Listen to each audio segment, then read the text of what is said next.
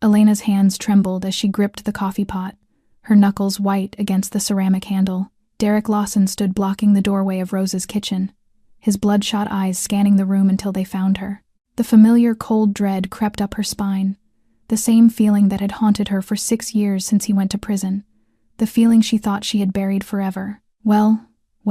Derek's voice cut through the morning chatter, causing several customers to look up from their breakfast plates. Look who's here! Elena took one step backward, her heart hammering against her ribs as if it might explode. She could smell the alcohol on his breath from across the room, could see the crazed look in his eyes that she knew too well, the same look he had before every beating. The other waitresses had gone silent. Rosa stood frozen behind the counter, the small diner drowning in tension as thick as toxic smoke. Thought you could hide, Elena? Derek sneered, taking one step forward, then another. 6 years. 6 years I rotted in prison while you ran off with my kid. Now I'm back. We need to talk about Lily. About what you owe me. That's when she felt it. A presence behind her, solid and commanding, the faint scent of sandalwood replacing the disgusting smell of alcohol. A man's voice, low and deadly calm, spoke just over her shoulder. I think the lady made it clear she's not interested in talking. In that suffocating moment, just before everything continued to unfold. If you are listening to this story, take a single heartbeat to subscribe to the channel, to like and to share, so we can bring you many more tender, emotional stories each day, because those small gestures are what keep the flame of storytelling alive. And if you are anywhere in the world right now, leave a comment below and tell us where you are listening from. Whether it is Chicago, California, Texas, or a small town tucked somewhere inside a cold night, because we long to know the place where this story has found you and touched your heart across the wide map of the world. Derek whipped around, his bloodshot eyes narrowing the instant he saw the man who had spoken. A man nearly a full head taller than him, dressed in a perfectly tailored black suit, his dark hair slicked back, and his cold gray eyes fixed on Derek without a single blink.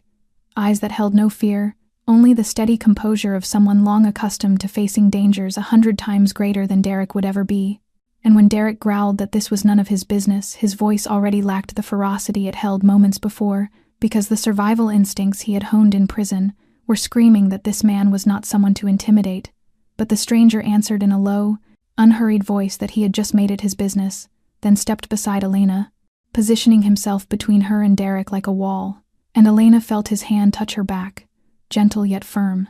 as if assuring her that everything would be all right. And when Derek demanded whether he knew who he was, the man replied that he did not care who Derek was, that what mattered was that Derek was bothering a woman who did not want to speak to him and disturbing his breakfast, and a tense silence swept through the diner, while a few customers quietly left money on their tables and slipped out,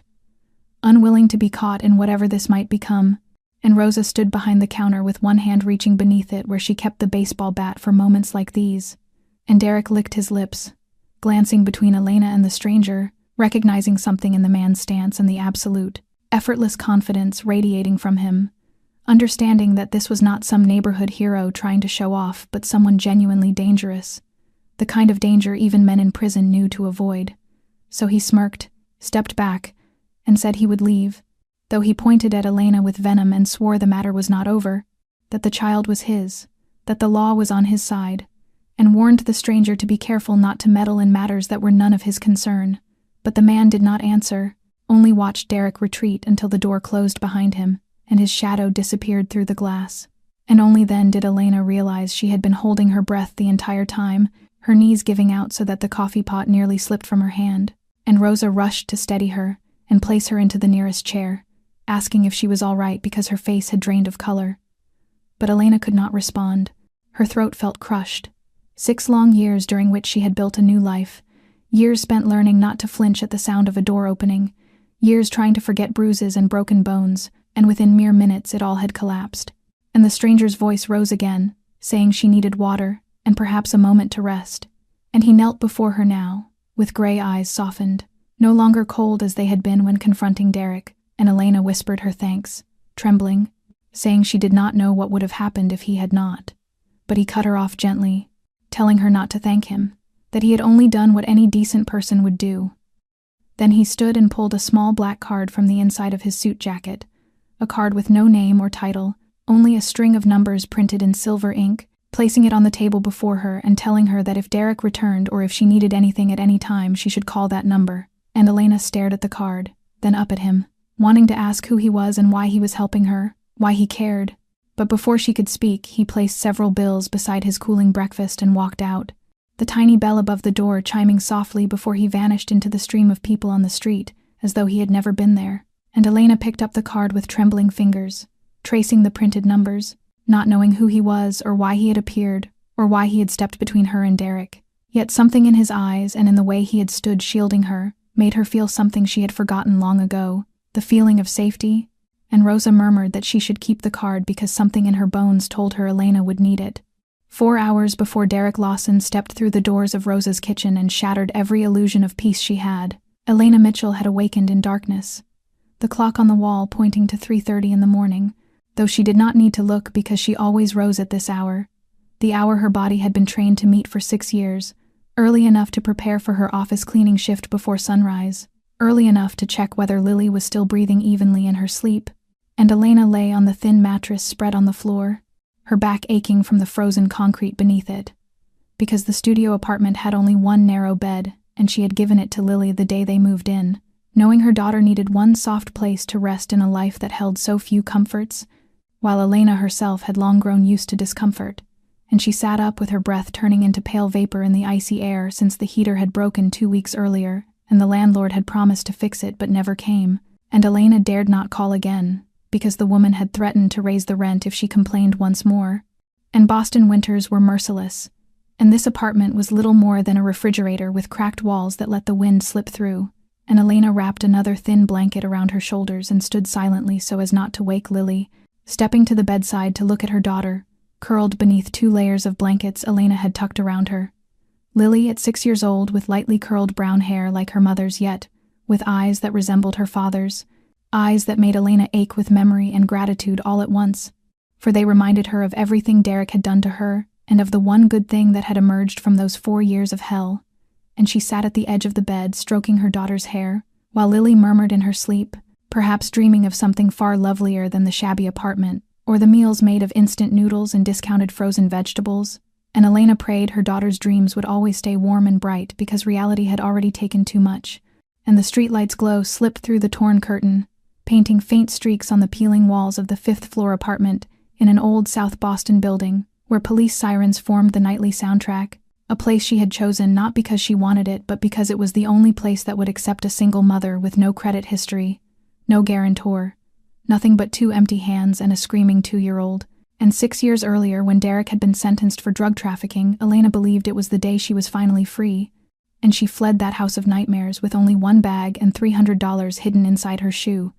too afraid to take anything more, fearful that Derek would somehow know, or that his associates would reach her before the prison gates shut behind him, and she ran toward a new city, a new life, a new name. And now she looked around the apartment she had called home for 6 years, the sink in the kitchen corner dripping steadily like a countdown, the mini fridge humming in strange tones, as though about to die, the table buried under unpaid bills, beside the notice of hospital debt from when Lily battled severe pneumonia 6 months earlier, $12,000 owed, a mountain for a woman working 2 jobs and still barely surviving, and Elena closed her eyes to keep the tears from falling, tears she had already shed too many times, too exhausted to spill more, and all she could do now was move forward 1 day at a time, 1 hour at a time, for Lily, for the child who bore none of the blame for any of this. Yet tonight, in the biting cold of the unheated apartment, Elena allowed herself to remember the 16-year-old girl standing at her parents' graves drenched in rain without a single tear,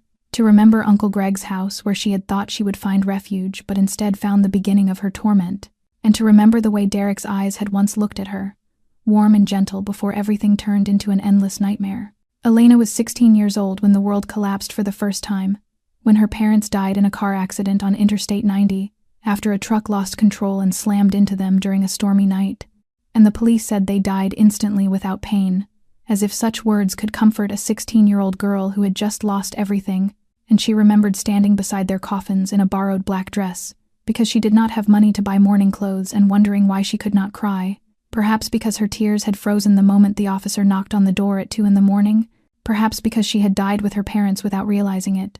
and Uncle Greg, her father's younger brother and the only family she had left, took her in with the expression of a man who had just won the lottery, not out of love but because of the $200,000 in life insurance her parents had left behind, money Elena knew nothing about until much later, when she discovered Uncle Greg had burned through all of it in 2 years of gambling and drinking. And in his house, she was not a niece but an unpaid servant, a punching bag whenever he lost money, a ghost not allowed to sit at the table, while Aunt Linda was even worse, looking at Elena as if she were a cockroach that had crawled into the house and tormenting her with spiteful remarks and endless chores. And those 2 years stretched like 2 centuries, as Elena endured everything, because she had no choice, because she was not yet 18, because she had no one in the world except the people hurting her, until the night she turned 18 when Uncle Greg drunkenly stumbled into her room with eyes she never wanted to remember, and she ran, climbing out the window with a backpack containing a few clothes and $80 in tips she had saved from washing dishes part-time at a restaurant near school, sleeping that night at a bus station and the nights after in shelters and churches and anywhere that would let her lie down without being chased away. And then Derek appeared, 24 years old, handsome, polished, driving a shiny car, and speaking sweet words Elena had never heard before, telling her she was beautiful, telling her she deserved love, telling her he would take care of her forever. And the 18-year-old girl with no family, no home, no one who cared whether she lived or died, believed every word. And the first 6 months felt like a dream, as Derek bought her pretty clothes, took her to elegant restaurants, introduced her to his friends as if she were a treasure, and Elena thought she had finally found her place, thought happiness had finally touched her, until the dream ended the night she asked Derek what he did for work, and the first slap came so fast she did not have time to move, and he told her she had no right to ask, told her she should know her place, told her that without him she was nothing but a street girl. And from that night the nightmare began.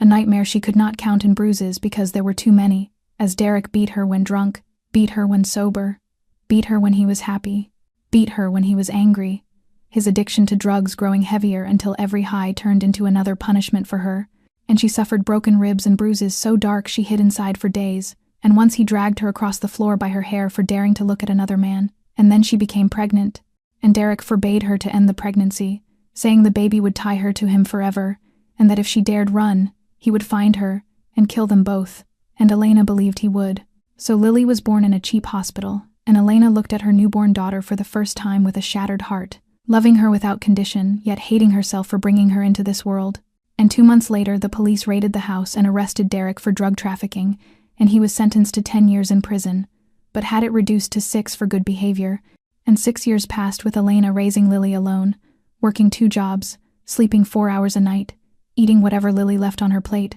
rebuilding her life from ashes and teaching herself to believe she could survive without anyone. And those 4 years ended this morning when Derek Lawson walked into Rose's kitchen. Elena pushed those memories aside when the alarm rang at 5 in the morning, for she had not fallen back asleep after waking at 3:30,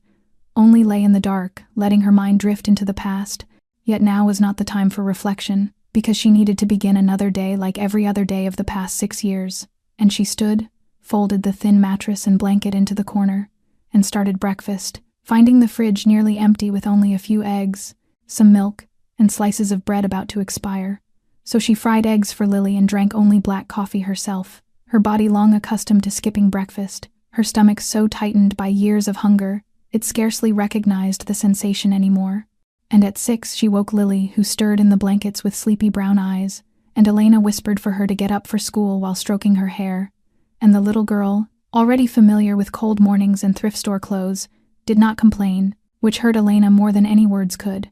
And on the way to school, Lily held her mother's hand as their breath turned into pale clouds in the freezing Boston air, until she looked up and asked where her father was, and Elena felt her heart seize even though she had rehearsed her answer 100 times, telling her gently that her father had gone far away, as she always said. But Lily mentioned how Emma was picked up by her father every day, and Tommy too, and wondered why she did not have a father to pick her up, and Elena knelt to hold her tiny cold hands and told her she had her mother, that her mother would always pick her up, always be there. And Lily studied her for a moment, then nodded, asking nothing more as though sensing this was a forbidden territory, and Elena kissed her forehead and walked on, never telling her that her father was an abuser, a trafficker, a monster wearing human skin, wanting to protect her daughter from the truth for as long as possible, though she knew the day would come. And after dropping Lily at school, Elena walked to Rose's kitchen, tucked between a laundromat and a long-closed shoe repair shop in South Boston. Not a fancy place, but the only one that had given her a chance when no one else would. And Rosa Delgado, the 62-year-old owner with silver hair and hands hardened by a lifetime of cooking, had seen Elena standing at the door 6 years earlier holding her crying infant with bruises still visible on her face and asked nothing. Simply opened the door and told her to come in and asked if she knew how to carry plates, and now Rosa greeted her with a weary smile when she walked in, asking if she had slept badly. And Elena answered as she always did while tying her apron, seeing a few regulars already scattered across the diner, the construction workers with their morning coffee, the elderly woman sipping tea by the window, and in the corner booth sat the man Elena had noticed all week, sitting alone in his perfectly tailored black suit, far too refined for a humble diner like this, his dark hair slicked back, his angular face bent over his cup of coffee, the watch on his wrist glinting beneath the lights, and likely worth more than Elena's yearly rent. And Rosa lowered her voice as Elena passed the counter, saying he was here again, that he had come every day all week sitting in the same place ordering the same thing, and Elena remarked that perhaps he liked the coffee. But Rosa snorted and said her coffee was good, yet men dressed like that did not come here for coffee. They came for something else, and she had a feeling that something had to do with Elena. Elena shook her head at Rosa's remark, though she could not deny the older woman was right. Because she too had noticed the man, not because he was handsome or wealthy, but because there was something about him she could not look away from. Perhaps the way he sat with his back straight, yet never rigid like someone accustomed to observing everything around him without ever needing to turn his head, or perhaps those gray eyes that were cold without being empty, as though hiding an entire world beneath the surface. And when Rosa handed her the coffee pot and told her to refill his cup since Sarah was out sick and only the two of them were working that morning, Elena nodded and walked toward the corner booth,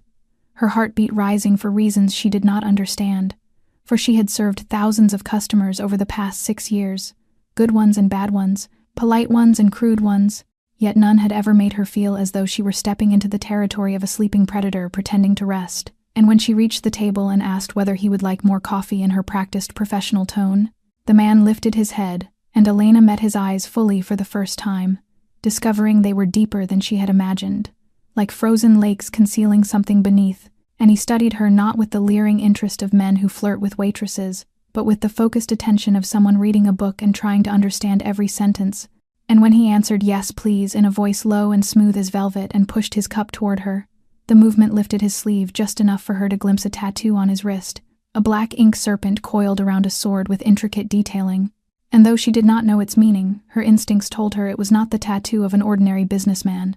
and she poured the coffee while trying to steady her hands. And then he asked how long she had worked there, surprising her, and she answered 6 years, and he repeated the words softly as if committing them to memory before asking whether she liked the job, and she said it paid the bills, then quickly corrected herself, saying Rosa treated her well and it was a good place to work, and he nodded while glancing at the counter where Rosa was polishing a glass,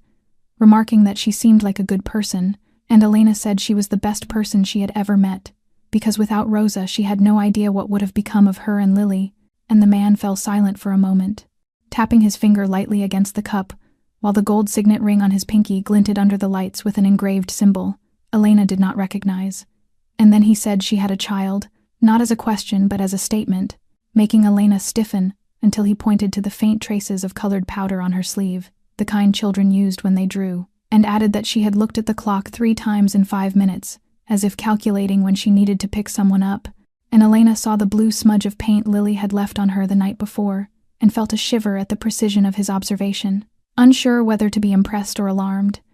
And she simply said her daughter was 6, and he stated again, not asking, that she was raising her alone, and that it was not easy. And Elena said nothing, unwilling to share her life with a stranger whose eyes made her want to tell everything she had ever hidden, and as though reading her mind he said he meant no intrusion, that he simply had a habit of noticing things because his work required it, and when she impulsively asked what he did and immediately regretted the question, he smiled a smile that never reached his eyes and said he solved problems for people who had problems that needed solving. And before she could ask more, the bell above the door rang, and new customers arrived, and she stepped away, filled with questions about the strange man. And when she returned to the counter, Rosa pulled her aside, asking why she had talked to him so long, and warning her again to be careful because she had lived long enough to recognize certain types of men and this one was dangerous, and Elena wanted to ask what she meant. But the bell chimed again, and 3 men walked into the diner, not looking like ordinary customers at all, all dressed in black suits with stiff postures and eyes sweeping the room as though scanning for threats.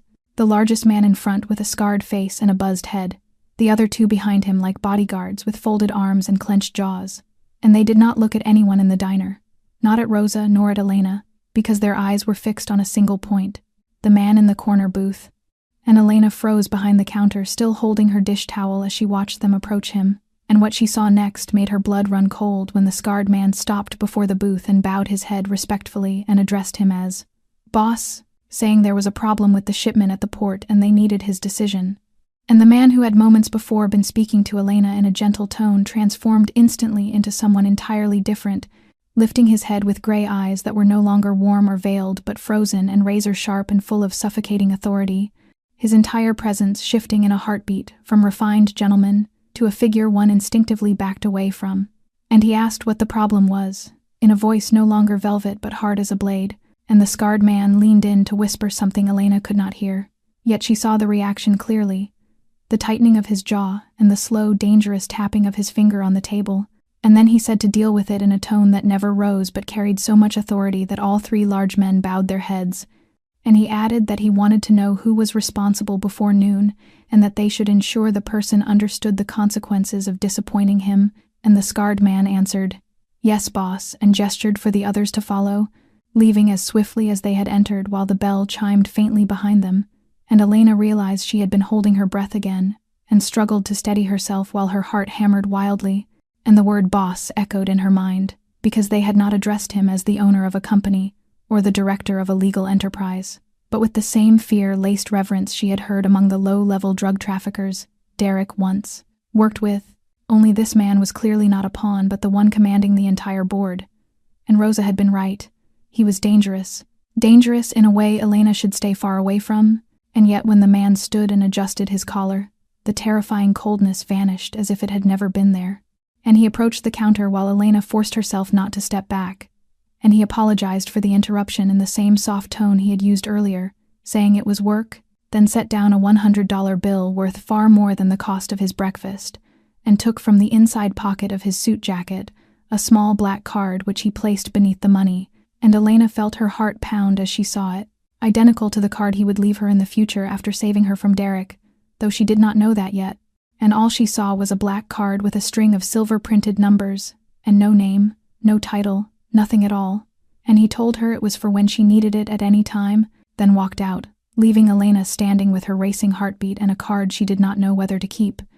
And Rosa stepped beside her, watching his figure disappear through the glass, and whispered that she had warned her, that he was dangerous, yet he seemed to care for her, and sometimes the most dangerous men were the best protectors. But the question Elena needed to ask herself was whether she was willing to pay the price. That night, after Derek appeared, and the mysterious man intervened, Elena could not concentrate on her work, spilling coffee twice, forgetting customers' orders 3 times, until Rosa urged her to go home early with a worried voice, telling her she was in no condition to work and should pick up Lily and rest. And although Elena wanted to refuse because every hour of work meant money for the bills, she knew Rosa was right, for her mind was not in the diner but trapped somewhere between the terror of seeing Derek and the confusion of thinking about the man who had left her the black card, and she left the diner at 5 in the afternoon, 2 hours earlier than usual, the card still in her apron pocket until she moved it into her wallet before walking out, unsure why she kept it. Perhaps because Rosa had said that sometimes the most dangerous men were the best protectors, perhaps because those gray eyes had looked at her as if she were someone worth protecting, and she reached the school later than usual because she walked instead of taking the bus to save money, finding Lily waiting at the gate with her teacher looking sad, and when the girl asked why she was late, Elena apologized softly while hugging her, thanking the teacher before leading her daughter away with a weight of guilt tightening in her chest because she had promised never to let Lily wait, but life had crushed that promise like every other one she had ever tried to keep, and the sky was already dimming as they walked home since winter in Boston grew dark quickly, and the streets of South Boston felt even darker, with broken streetlights no one bothered to repair. So Elena gripped Lily's hand tightly while hurrying past familiar alleys until she saw it parked right in front of her building, the old black Mustang with the dented front bumper, the one she would recognize anywhere, even in complete darkness. Derek's car, and her heart seemed to stop as she froze in the middle of the street staring at it while holding Lily's hand so tightly the girl whimpered in pain, but Elena could not respond, only scanned the shadows in panic, imagining Derek everywhere, in the car, behind a tree, in the alley, or worse, already inside the building waiting for her in the dark hallway, and she whispered for Lily to hurry, voice trembling as she lifted her daughter and ran toward the back entrance of the building, Lily clinging to her neck, sensing her mother's fear without understanding it. And they climbed 5 flights of stairs with Elena gasping for air, her legs threatening to give out, before unlocking the apartment with shaking hands and pushing Lily inside, slamming the door and locking all 3 locks before dragging a chair to brace it. Even though she knew nothing would stop Derek if he wanted to force his way in, and Lily asked why she was so scared while Elena kept the lights off so he would not see any glow from the street, telling her they were playing hide and seek and to get into bed while she kept watch, and the girl obeyed without question, curling under the blankets as she did whenever frightened, while Elena sat against the door clutching a pillow and staring at the thin strip of darkness beneath the frame, afraid to sleep or blink or breathe too loudly, jumping at every noise from the hallway, footsteps, the elevator, neighbors talking, each sound becoming Derek's shadow creeping closer, until at 2 a.m. her phone vibrated with an unknown number, and she answered with trembling hands, unable not to. And Derek's slow, threatening voice slithered through the line, calling her by name, asking if she thought she could hide, listing her apartment number, the intersection her building stood on, the school Lily attended, the teacher's name, and Elena felt her breath snap as tears streamed down her face while she whispered, asking what he wanted. And he said he wanted what belonged to him, that the child was his, that she was his wife, that he would take everything back, and if she ran or called the police, he would make her regret being born. Then he hung up, leaving Elena in the darkness, with the phone slipping from her hand as she cried in silence, so as not to wake Lily or let Derek hear her from wherever he lurked, and 4 years of running and rebuilding collapsed in a single day. For the next 3 days after the threatening call, Elena lived in constant fear, unable to sleep or eat, her eyes always searching for Derek's silhouette, checking every parked car and every man walking by when she took Lily to school, sprinting home each evening as if something were chasing her. And Rosa noticed the change and asked, but Elena claimed she was tired because she did not want to drag the woman into this chaos after everything she had already done. And on the 3rd afternoon, while Elena was wiping down tables, her phone rang, the school's number flashing on the screen, and dread seized her as she answered to hear Miss Matthews explaining with tense urgency that a man had come claiming to be Lily's father, demanding to take her, becoming aggressive at the gate, and though they had refused because his name was not on the approved list, he was causing a scene, and Elena froze, asking if Lily was safe, and the teacher said she was. Shaken, but in the office, and Elena ran before hearing the rest, dropping the cloth, throwing her apron aside, ignoring Rosa, calling after her as she sprinted through the streets, cutting the usual 15-minute route to 8, and when she arrived, she found a small crowd gathered as 2 security guards struggled to restrain Derek, who was shouting that he had the right to see his daughter, his face red with fury and likely alcohol, and Elena slipped past him without looking, ignoring the curses he hurled at her, rushing into the office where Lily sat curled in a chair with a pale face and tear-streaked cheeks, and the girl launched herself into Elena's arms, sobbing that a man had claimed to be her father, and yelled and pounded on the door, and she had been so scared, and Elena held her close, swallowing her own tears because she could not break in front of her child, whispering that it was all right and she was here and she would never let anyone frighten her again. And Miss Matthews approached, asking if they should call the police because the man was dangerous, and Elena wanted to say yes, but she knew the police could not help, not when Derek had legal grounds to sue for visitation, and not when they could not protect her around the clock, and by the time they arrived it might be too late. So she said she would handle it herself and carried Lily out through the back door, taking a long detour home while constantly looking over her shoulder, her heart pounding, and that night when Lily slept, Elena sat in the dark and pulled the black card from her wallet, staring at the silver numbers as her trembling finger traced the smooth surface, aware of who the man was, or at least aware of the danger surrounding him, because men who were called boss by scarred giants were never good men. Yet Derek was dangerous too, and between 2 dangers she had to choose one. So she lifted the phone and dialed, her heart thundering as the line rang once, twice, then clicked, and the familiar low voice answered, saying he had been waiting for her call, as though he had known she would reach out, and asked what she needed. Elena remained silent for a moment, unsure where to begin, all the words she had rehearsed in her mind 100 times, dissolving the instant she heard his voice, and when she asked how he knew she would call, her voice hoarse,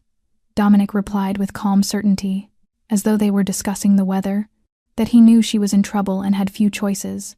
then asked who the man at the diner had been, and Elena swallowed hard before saying he was the father of her daughter, her former lover, recently released from prison after 4 years, determined to take the child back and unwilling to stop until he got what he wanted. And Dominic stated, not questioned, that the man had threatened her, that he knew her home address and the school her daughter attended, and that he had gone to the school demanding to take the little girl,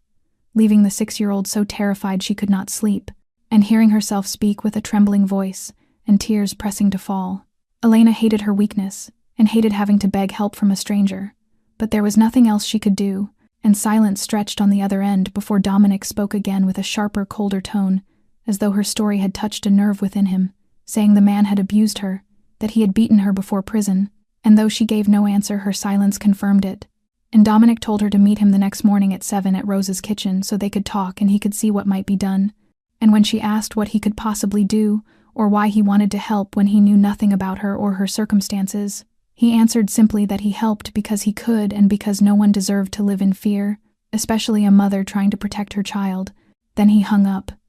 leaving Elena in the darkness with countless questions and no answers, and she set down the phone and looked toward the bed where Lily slept, curled beneath the blankets, with her small face drawn tight as if trapped in a nightmare. And Elena longed to gather her daughter into her arms and promise everything would be all right, though she no longer knew whether she could keep such a promise, wondering what she was doing, seeking help from one dangerous man to escape another, questioning whether this was truly different from leaping from a tiger's mouth into a wolf's, for Dominic was the boss of men whose very presence made others tremble, speaking of shipments and consequences as though human lives were weights on a scale, dangerous in ways Derek could never reach. Yet Derek was out there lurking and waiting with a determination she felt in her bones, and she knew he would take Lily and kill her if she tried to stop him, for he had nearly killed her before and only fate had prevented him from finishing, leaving her with nothing else to lose except her daughter, the one remaining thing in her life worth saving. And in the darkness, Elena let her tears fall freely, knowing she had lost her parents, her childhood, her innocence, and her trust in others, and that Lily was all she had left and she would do anything to protect her, even strike a bargain with the devil. So in the morning she would meet Dominic and hear what he offered and accept whatever price was required if that was the only way to keep Lily safe. The next morning she arrived at Rose's kitchen at 6:45, 15 minutes early, unable to sleep the entire night, not from fear of Derek but from dread and uncertainty about what this meeting would demand of her, not knowing what she was stepping into or what Dominic might expect in return for his help, for nothing in this world came free. And Rosa opened the door with worry in her eyes, asking if she was sure about this, because she did not trust that man, and Elena answered that she had no other choice because Derek would not stop, and she could not let him take Lily. And Rosa squeezed her hand, telling her that no matter what happened she would always be there, and that if things went wrong Elena must run to the diner. And Elena nodded with stinging eyes, wishing she could collapse into Rosa's arms, as she had done 4 years earlier when she arrived, bruised and terrified. But there was no time for that, and at exactly 7, the door opened and Dominic stepped inside wearing a black shirt with no jacket, his sleeves rolled up to reveal strong forearms, and the serpent and sword tattoo she had glimpsed before, his gray eyes sweeping the diner before settling on her, giving a brief nod before walking to his familiar corner booth. And Elena brought 2 cups of coffee and sat across from him for the first time instead of standing to serve him, and he told her to start from the beginning with a voice gentle yet lined with authority. So Elena told him everything, speaking of her parents' deaths when she was 16, of Uncle Greg and the 2 years of hell in his house, of the night she escaped and the refuge she found in shelters and bus stations, of Derek and his sweet words turned violent hands, of the endless beatings, the pregnancy, the years of raising Lily alone in poverty after he went to prison, and finally of the recent days with the threatening call and Derek's appearance at school. And Dominic listened without interrupting, his gray eyes fixed on her face with no pity, no judgment, none of the empty phrases people use to mask discomfort, only attention and a quiet respect that comforted her more deeply than sympathy could. And when she finished, he sat in silence for a moment, sipping his coffee with a gaze that had grown darker, calculating, before saying he had already had someone look into Derek after the incident at the diner, learning that Derek had worked for a small gang in Dorchester before prison, involved in drugs and violence and released early for good behavior, though his nature was unchanged, which did not surprise her. And when she asked what he could do, he answered with icy calm that he could make Derek disappear forever, or make him understand that approaching her or her child would be something he regretted for the rest of his life. And Elena shivered at the meaning behind those words, and whispered that she did not want anyone to die because of her, that she only wanted Lily safe, and Dominic studied her before nodding and telling her to come live with him, she and the child, in his penthouse in Back Bay, with 24-hour security where no one could come near without his permission, assuring her that Derek would never reach her there, and Elena stared in shock, saying she could not live with him. But Dominic cut her off, clarifying that this was not a romantic proposal but a practical solution because her apartment, her neighborhood, and her current life were not safe, and he was offering protection, nothing more. And when she demanded to know what he wanted in return, saying there were no free meals in the world, he met her eyes, and for a fleeting moment she saw something pained in the cold gray depths before he said he wanted nothing, that she could consider it a debt he owed the universe, that there were things he had failed to protect in his past, and perhaps protecting her and her daughter might let him sleep a little easier. And though Elena did not understand his meaning, she sensed the sincerity in his voice and stared down at her coffee while her mind twisted itself into knots, wondering whether moving in with a man she barely knew, a man she knew was dangerous, could possibly be the right choice. Elena left the diner without giving an answer, telling Dominic she needed time to think, and he did not press her, simply nodding and saying she had his number and could call at any time. And she picked up Lily from school, made a simple dinner of instant noodles and eggs, then read her a bedtime story, everything unfolding as it always did. Yet inside Elena, a storm raged endlessly as she weighed the possibility of taking her daughter to live in the home of a mafia boss. And the strangest part was that she was leaning toward agreeing, and at 11 that night she still could not sleep. Sitting on the floor beside Lily's bed watching her daughter breathe, as she wondered where in her life everything had gone wrong, whether it had begun when her parents died, or when she trusted Uncle Greg, or when she loved Derek, or perhaps from the moment she was born into a world that seemed to have no place for people like her. And then the pounding at the door shattered the silence. Not polite knocking, but fists and kicks, and the violent noise of a man losing control as Derek screamed her name through the hallway, drunk and seething with hatred, shouting that she could not hide, and that the man from the diner could not protect her, that he would kill him and kill them both. And Lily jolted awake in terror, asking who it was. But Elena had no time to answer, scooping her daughter into her arms and running into the bathroom, the only room with a strong enough lock, shutting the door and turning the bolt, before sighting on the freezing floor with Lily in her lap, while the pounding grew louder, wood cracking, metal groaning, her 3 locks ready to give way, knowing that when Derek was drunk he did not stop, and he would break down the door and find them, and this time he would not simply threaten. And Lily sobbed into her chest, asking who the man was and what he wanted, while Elena whispered for her to hush and promised she would protect her, even as her own voice trembled, and she pulled out her phone with shaking hands and dialed the only number that came to mind in this moment of panic. And Dominic answered after the first ring, as though waiting, and when she told him Derek was there pounding on the door, drunk and unhinged, and she did not know what to do. He cut her off in a voice cold as steel, asking for the address, and she confirmed apartment 52 on the 5th floor at the corner of 3rd Street and D Street, and he said 15 minutes, and told her not to open the door for anyone until she heard his voice, then hung up, and those 15 minutes stretched like 15 years. As Elena sat in the dark bathroom holding Lily close while Derek screamed, threatened to kill them, threatened to burn down the building, spewing every vile thing a human could conjure, and no neighbor intervened because in this part of the city everyone knew to mind their own business if they wanted to stay alive. And then suddenly the pounding stopped, leaving only Elena's ragged breath in the darkness, and she heard voices, Derek's shrill and panicked, then footsteps, the sound of someone being dragged, a groan of pain, and then silence, followed by a soft knock, and Dominic's voice calling gently for her, and Elena set Lily down and told her to stay put as she opened the bathroom door to find the apartment intact, the front door open, and Dominic standing there with 2 large men behind him while Derek was nowhere in sight. And when she asked where he was, Dominic said he was being escorted away and would not trouble her tonight or any other night, and Elena did not ask what escorted meant, not wanting to know, only knowing that minutes earlier she had been in a bathroom clutching her daughter and unable to breathe from fear, and now she stood before the man who had saved her for the 2nd time in a week, and Lily stepped out looking at Dominic with tearful eyes asking who he was, and he knelt to meet her gaze, his voice so gentle Elena barely recognized it, telling her he was a friend of her mother's and had come to make sure they were safe,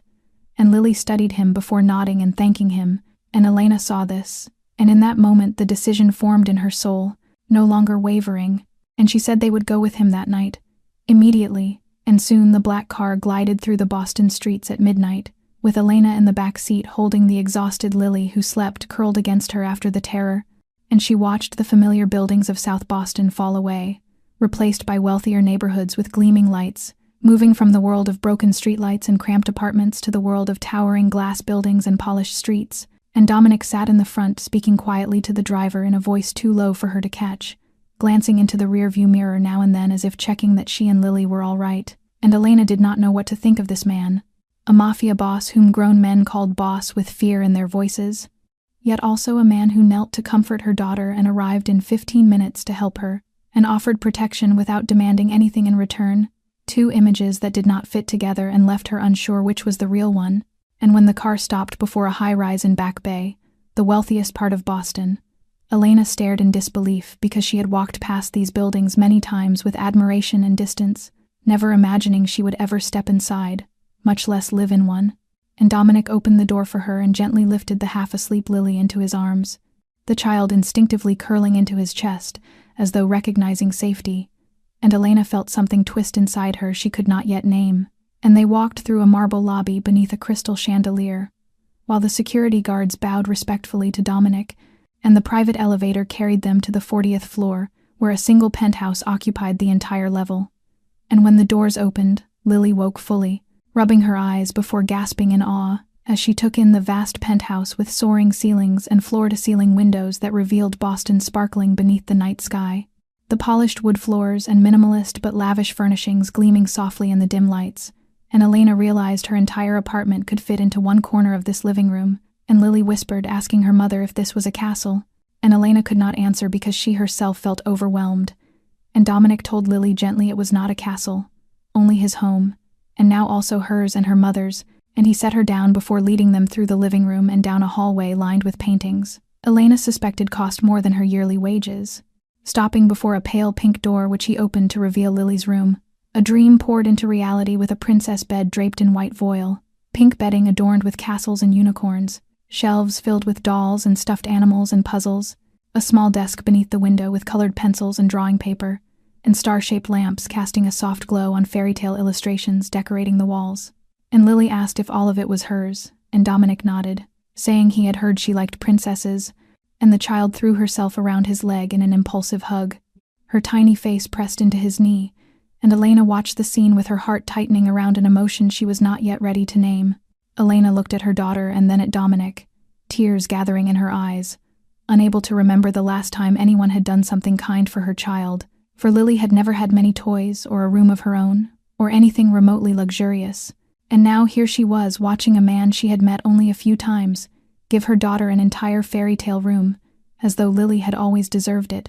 And when she asked why he had done all of this, whether he had known they would come, whether he had known she would say yes, Dominic met her gaze with gray eyes that softened as he answered that he had not known but had hoped, adding that he wanted the little girl to have something joyful if they did come. And Elena found herself standing in the middle of the lavish room, watching her daughter laugh with pure delight for the first time in days, and she wondered whether she had stepped into heaven or into hell, or perhaps into a place suspended somewhere between the two. Because with a man like Dominic, the boundary between those worlds felt unbearably thin. The first days in the penthouse passed like a strange dream Elena did not dare believe was real, and Lily adapted with astonishing ease, running through the vast apartment as though it were her own private playground, while Dominic was rarely home during the day. Gone for work Elena never asked about and he never explained, yet every evening he returned,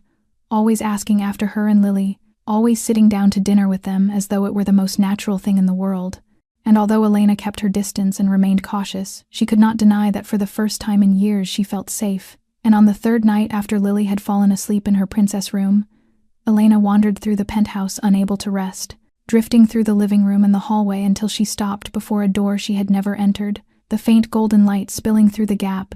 drawing her closer until she saw it was Dominic's study with its large wooden desk and walls lined with bookshelves. And Dominic sat inside with his back to the door, looking down at something in his hands, and Elena would have turned away had her eyes not caught the photograph on his desk of a young woman in a wheelchair, smiling gently at the camera with the same deep gray eyes as Dominic, though hers seemed warmer, softer, and Dominic's voice startled her as he asked whether she could not sleep, already turned toward her though she had not realized it, and when she apologized he told her to come in, saying he could not sleep either, and after a moment of hesitation, She stepped inside and sat across from him, her gaze still drawn to the photograph, and Dominic followed her eyes before speaking in a voice softened in a way she had never heard, saying it was his sister Nina, who was 30 this year, and when Elena said she was beautiful and asked where she lived, Dominic answered that she stayed in a specialized care facility outside the city, the best money could buy, then touched the frame with his fingertips and said she had been paralyzed since she was 10, because his father had broken her spine. And Elena drew in a sharp breath, her heart tightening because she knew domestic violence too well. Yet hearing another speak of it still hurt deeply, and Dominic continued in an even tone as though recounting someone else's story, saying he had been 12 when it happened, that Nina had spilled a glass of milk on the table. Nothing more, and their father had thrown her down the stairs. And when their mother tried to save her, he beat her too until she could no longer stand. And Dominic lifted his eyes, the gray deepening to darkness, saying his mother died in the hospital 3 days later from a brain hemorrhage, that Nina survived but never walked again, and that he had stood in the corner of the room doing nothing because he had been too small and too weak and too afraid. And Elena whispered that he had been a child and could not have done more, but Dominic nodded, saying he knew that. Yet the 12-year-old boy had sworn never to be weak again, never to let anyone hurt the people he loved, and that he had become what he was now to keep that promise, then looked at Elena with an expression both deep and wounded as he told her he was not a good man, that he had done terrible things and had blood on his hands. But everything he had done was to protect Nina and ensure she was cared for and safe and could live the rest of her life in comfort. And when Elena asked quietly about his father, he answered coldly that he was dead, that he had made sure the man never hurt anyone again. And though Elena understood what that meant, she felt no fear, because she knew that if she had that power she would have done the same to Derek to protect Lily. And she told Dominic they were more alike than he realized, both products of violence trying to protect those they loved in the only ways they knew. And Dominic looked at her for a long time, and something shifted in his gray eyes, a wall falling, a door opening, as he told her she was the first to ever say that to him, the first not to see him as a monster, and Elena replied that she understood because monsters were not born but made. A week passed, and the penthouse no longer felt unfamiliar, though Elena still flinched sometimes at the sight of a refrigerator stocked full, or at the ease with which hot water flowed from the shower. Yet she had begun to grow accustomed to waking without fear and looking out the window without searching for Derek's shadow. And Lily adjusted even faster, treating the penthouse like home, treating the guards like uncles, and especially treating Dominic as the most important person after her mother.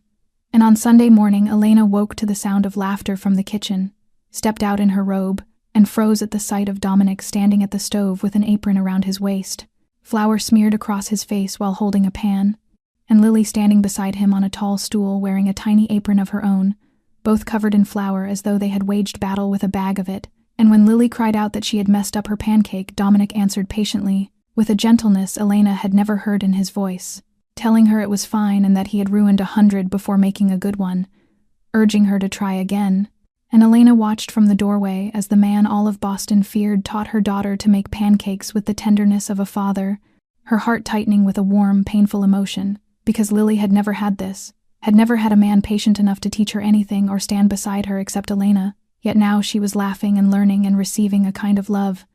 Elena had never been able to give alone. And when Lily spotted her and shouted that she and Papa Dom were making breakfast for her, Elena looked at Dominic, who was also looking back at her, neither correcting the name, neither pretending it was wrong, and Dominic simply stood there with flour on his cheek and a spatula in his hand, looking nothing like the mafia boss she knew. And when Lily proudly declared that she herself had chosen the name, because Dominic cared for her like a father, and asked if he minded, Dominic looked down at the little girl, and for the first time, Elena saw his gray eyes soften completely as he said he did not mind at all. That night, after Lily had fallen asleep in the princess room,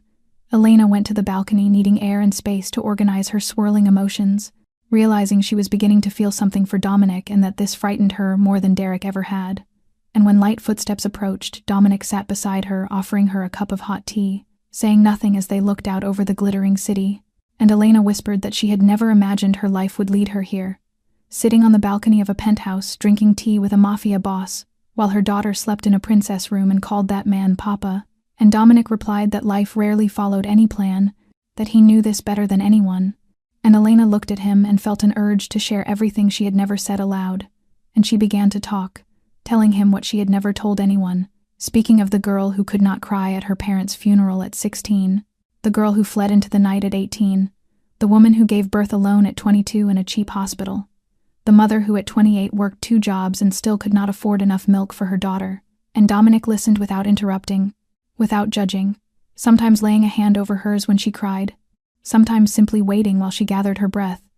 And when she finished, she felt empty yet lighter than she had in 12 years, as though she had finally set down a burden she had carried too long. And Dominic asked whether she knew what he saw when he looked at her, his voice low and warm, telling her he saw a woman life had beaten down more times than he could count, yet who had risen every single time, a mother willing to sacrifice everything for her child, a warrior who had no idea how strong she truly was. And he turned to her with gray eyes glowing in the city light, saying she was stronger than she thought, stronger than anyone he had ever met. 3 days after their conversation on the balcony, something between Elena and Dominic shifted in a quiet way that both of them felt but neither dared to name.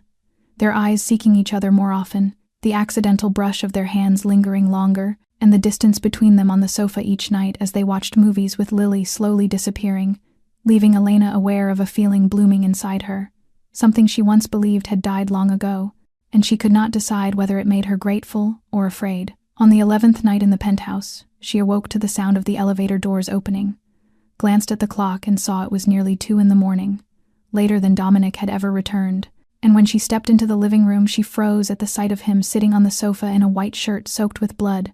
one sleeve torn open, his face exhausted in a way she had never witnessed, his attempt to wrap a bandage around his arm with one hand clumsy and failing until she rushed to him, asking what had happened and if he was all right, and his hoarse reply that it was nothing, only a scratch, made her heart pound because the blood on his shirt proved otherwise. And when she insisted he needed a hospital, he refused, saying they would ask questions he could not answer, and that he had already called his private doctor who would arrive in the morning, which horrified her because it meant he intended to sit there bleeding for hours. So she retrieved the first aid kit, sat beside him, gently pulled his hand away to examine the injury, a cut perhaps 10 centimeters long,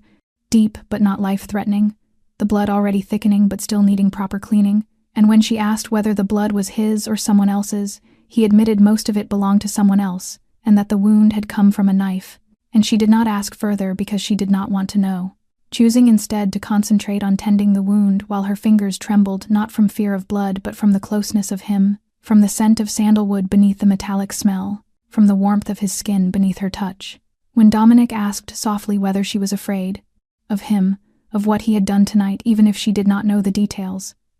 she stopped, lifted her gaze to his, and saw in his gray eyes something startlingly vulnerable, as if her answer mattered more than any threat outside these walls, and she told him evenly that she had lived with a man who used his fists on her every day, that she knew what a monster was, and that he was not one, because he was a man who did terrible things to protect the people he loved, and there was a difference. Then she finished bandaging the wound, yet kept holding his arm because she could not bring herself to let go, until he touched her chin and lifted her face to his, their eyes locking, and in the gray depth she saw something new, not the coldness of a mafia boss or the gentleness of the man who had taught her daughter to make pancakes, but desire and longing, something raw and fierce. And when he whispered her name like a plea, and kissed her with slow, fragile care as though afraid she might break or vanish, she froze for a heartbeat as memories of Derek's violent kisses clawed up from her past. But this was not Derek. This was Dominic, who asked with his eyes before touching her, who would stop if she wished, and she did not wish for him to stop. So she kissed him back with her arms around his neck, pulling him closer, feeling for the first time in 6 years desired rather than possessed, loved rather than claimed. While Elena and Dominic found each other in the middle of the night, another darkness was gathering across the city where Derek Lawson lay on a filthy bed in a cheap room in Dorchester, glaring at the ceiling, his body aching from the injuries the men of Dominic had given him the night he pounded on Elena's door, more than an escort as Dominic had called it, a lesson delivered with broken ribs, a swollen eye sealed shut for 3 days, and bruises covering him as they struck him again and again, while speaking only a single warning that there would be no warning next time. And Derek had asked around afterward, learned the name, Dominic Vale, whispered with fear he had never encountered, the man who controlled half of Boston, the man called the Ghost because no one who saw his true face lived to describe it.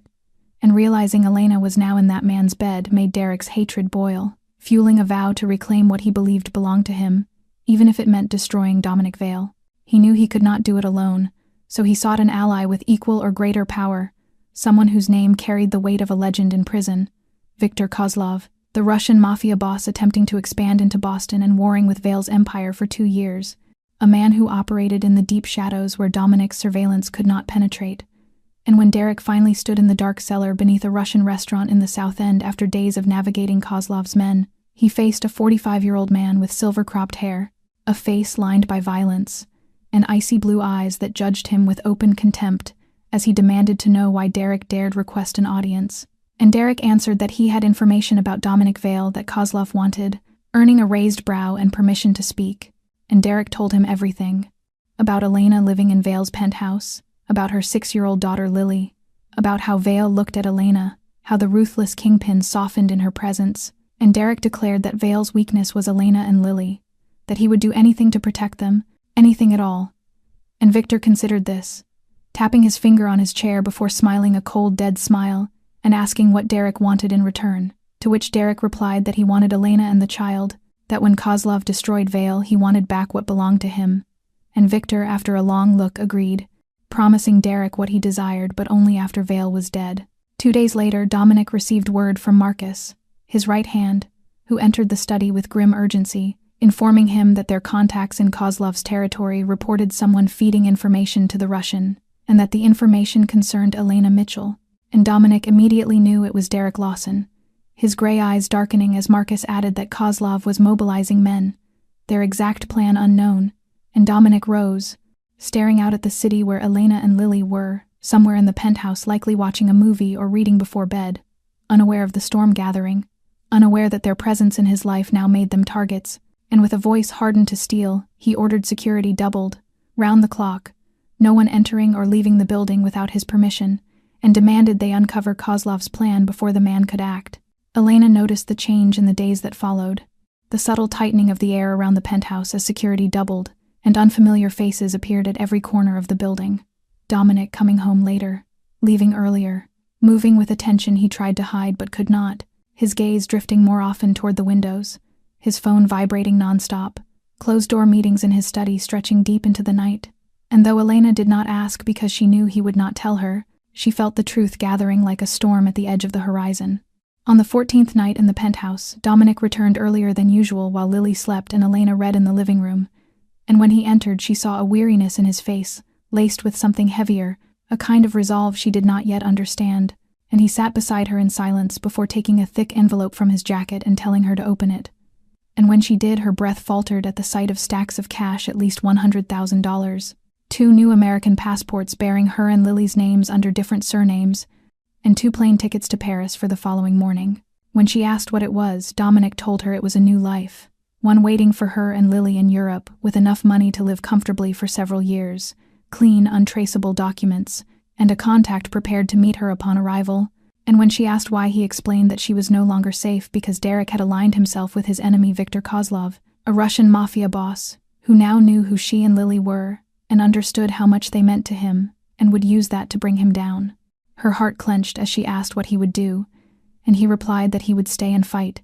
that this world was his and had been for 20 years, and he knew how to survive it. And when she whispered, "What if he did not survive?" he answered that she and Lily would still be safe, and that was all that mattered. She stared at him, the man who had rescued her from Derek, who had given her and her daughter a home, who had taught Lily to make pancakes and let her call him Papa Dom, the man who had kissed her as though she were something precious, and she asked if he truly believed she would leave him alone to face all of this, if he thought she would run while he fought for her. And when he began to protest, she cut him off and told him she had spent her whole life running, from her Uncle Greg, from Derek, from everything that hurt and terrified her, and she was tired of running and refused to do it anymore. Dominic insisted this was not the moment for stubbornness, that Kozlov was 100 times more dangerous than Derek, and would not stop until one of them was dead, and that if she stayed, she would be drawn into that war. But Elena told him she did not care, that she did not want a safe life in Paris without him, that she wanted to stay by his side no matter what came, and after a long silent look, he whispered that she was insane, and she answered that perhaps she was, but she was the kind of insane he was stuck with. Then she placed the envelope back in his hand and told him to keep it in case they ever needed it, but that if they ran, they would run together, all 3 of them. And Dominic pulled her into his arms, holding her as though he feared she would vanish, and in that hold she knew she had chosen correctly. Even if the path ahead led through hell, she would not walk it alone. The attack came at 5 in the morning when Boston still slept under heavy darkness. Elena lying in Dominic's arms, in the first peaceful sleep she had known in years, when the explosion shattered the silence, glass breaking, gunfire erupting like a storm, shouts and pounding footsteps rushing toward the penthouse as she bolted upright with a racing heart. But Dominic moved faster, rolling from the bed with a gun drawn from the nightstand, his eyes turning to ice as he ordered her to take Lily to the safe room, to lock the door and not open it for anyone until she heard his voice. Elena ran, grabbed Lily, who was trembling on her bed, carried her down the hallway while shielding her from the chaos she glimpsed in the living room, where shattered windows spilled cold air into a scene of men in black flooding through the broken terrace doors and exchanging gunfire with Dominic's guards, blood staining the marble, Russian and English curses echoing together. And she clutched Lily tighter, pushed through the dressing room, slid aside the mirrored panel to reveal the steel-lined safe room, pulled her daughter inside, closed the door, and hit the lock as darkness wrapped around them, except for the small red light pulsing from the security panel. Lily sobbed into her chest, asking where Papa Dom was and whether he would be all right, and Elena whispered that he would, that he was strong and would protect them even as uncertainty twisted inside her. Outside, Dominic fought with the ferocity of a cornered predator, Viktor Kozlov's men outnumbering his 3-1, breaking through the lower defenses, Marcus at his back, firing alongside him with the practiced precision of a decade. But still the enemy pressed forward, and a bullet grazed Dominic's shoulder, sending warm blood down his arm. Yet he did not falter because Elena and Lily were hidden behind those steel walls and no one would reach them while he lived. He moved through the penthouse with cold exactness, every shot deliberate, every motion controlled. And though the battle lasted only 15 minutes, it stretched like 15 hours before the final intruder fell, and the penthouse lay in ruins with blood smeared across shattered marble and walls riddled with bullets, Marcus limping but upright as he checked the bodies. Then Marcus called out that one man was hiding in the child's room, and Dominic's heart stopped as he sprinted down the hall, kicked the door open, and found Derek Lawson clutching a gun with shaking hands and wild eyes, screaming for Dominic to stop or he would shoot. But Dominic kept walking, gray eyes frozen and merciless,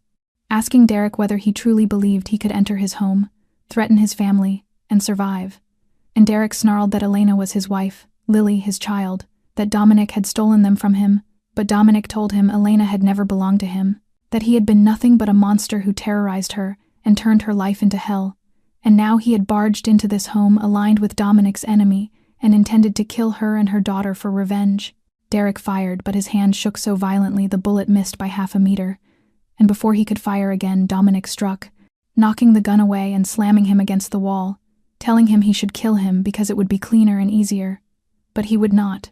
because death was too gentle for a man like him, that he would rot in prison and live each day in fear the way he had made Elena live, knowing she and Lily were safe and loved and thriving far beyond anything he could have given them. Then Dominic released him and let him fall to the floor before ordering Marcus to call the police and hand Derek over for armed intrusion, assault, and organized crime involvement, charges that would ensure he did not see the outside world for at least 15 years. And he instructed Marcus to use their last remaining favor with the commissioner to classify the chaos as a home invasion, self-defense, ensuring no handcuffs would touch them tonight. And Marcus nodded, accepting the burden of cleaning up the empire so his king could finally leave. When the door of the safe room opened and Elena saw Dominic standing there alive and breathing, she could no longer hold herself together, and she ran into his arms, sobbing while Lily clung tightly to both of them. The three of them standing in the middle of the ruined penthouse, surrounded by blood and shattered glass, yet still alive, still together. And that was all that truly mattered. And when Elena told him he was hurt and needed a hospital, Dominic brushed it off as a scratch, but held her even tighter as if terrified she might disappear, asking if she and Lily were unharmed, and Elena stepped back to look directly into his eyes and told him the envelope he had given her days before, with the money and the new passports and the plane tickets still existed. And when he tried to answer, she stopped him and said she would use them but not alone, that she wanted him to come with them, all three of them, to leave Boston and leave this world behind and begin again in a place without enemies or violence or blood. And Dominic looked at her with gray eyes full of emotions she had learned to read over the past weeks, surprise and hesitation and yearning and finally hope. And he whispered that he did not know how to be a normal man because he had lived in this world for too long and did not know if he could change. And she told him they would learn together, because she also did not know how to trust without fear, or how to love without flinching. But he had shown her it was possible, and now she would show him it was possible to live without violence, And Lily looked up at Dominic with wide, tearful eyes and asked if Papa Dom would go with her and Mama because she did not want him to stay behind alone. And with those simple words from a 6-year-old child, every wall Dominic had built over 20 years collapsed as he knelt down and held Lily in his arms and nodded and promised that he would go. And 3 years later, on the coast of Maine, a small white house stood across from a bakery called Elena's Kitchen, where each morning the scent of warm bread and fresh coffee drifted out the open door and welcomed the peaceful residents of the quiet little town. And Elena stood behind the counter with an apron tied around her waist, stretched slightly over her 5-month pregnant belly as she smiled while serving familiar customers, while Dominic worked in the kitchen, kneading dough and baking bread with recipes he had learned from the books Rosa had sent them. His hands that once held guns and took lives now knowing only flour and rising yeast. And sometimes when he thought about the past, he still could not believe he had made it here. And Lily burst through the back door calling Dad, Dad, and ran into the kitchen glowing with pride as she announced she had earned the highest score in her class for art and that her teacher said she had talent. And Dominic set aside his work and knelt to gather her into his arms with a warm smile, asking where she wanted her painting hung, in the shop or at home. And Lily laughed and said both so everyone could see it. And Elena watched them from the doorway with her hand resting on the place where their second child grew, remembering the old apartment and the constant fear and the nights of silent tears. And now she stood in her own bakery watching her husband and daughter laugh together, while carrying the child of a love that had finally been given space to bloom. And she knew life had given her far more pain than she ever deserved, but in the end, it had given her happiness as well. And that night after Lily fell asleep and the small house settled into stillness, Elena and Dominic sat on the porch looking out at the sea, while the waves murmured against the shore and the moonlight shimmered across the water, and the air carried the clean scent of salt. And when Elena asked if he regretted leaving everything behind in Boston, Dominic remained silent for a moment before shaking his head and saying he only regretted not doing it sooner, that he had wasted 20 years building an empire he never needed, while everything he truly needed, family and love and peace, had been waiting for him all along. And he turned to her with gray eyes, warm and filled with devotion, and thanked her for giving him a second chance and not giving up on him. And she kissed him softly and thanked him for saving her and Lily and for becoming the man they needed. And together they understood that the greatest protection was not guns or money or power but love,